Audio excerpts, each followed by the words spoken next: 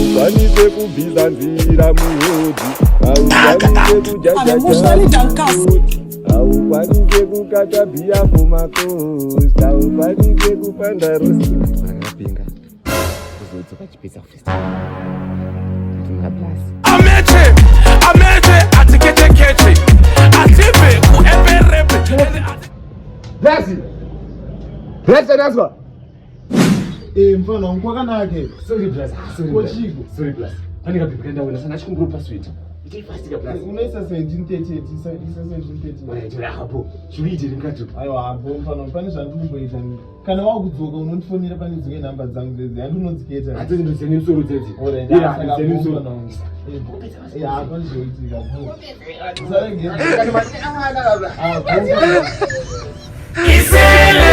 isele yaitaka konzerese vamwana vadiki kukonzeresa avanorisira ndachikumbirwa namadza ndonzangu tisi nontikiara handizoti songe yachantovheye kuti mudhipisi anga akaimba ina achiti nditizi but hatakazonesana bhabhisi ake zita rake kana vachakufonera Jesus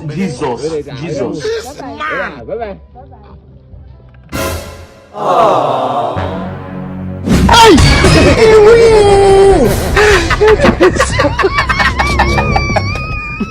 Anamkoma sorry ndachikumbira foni ndikumbirongofona akanakire mbona ndabiro foni izvezvi ngoma ndabiro foni ndikumbira foni ngoma ndikumbirongofona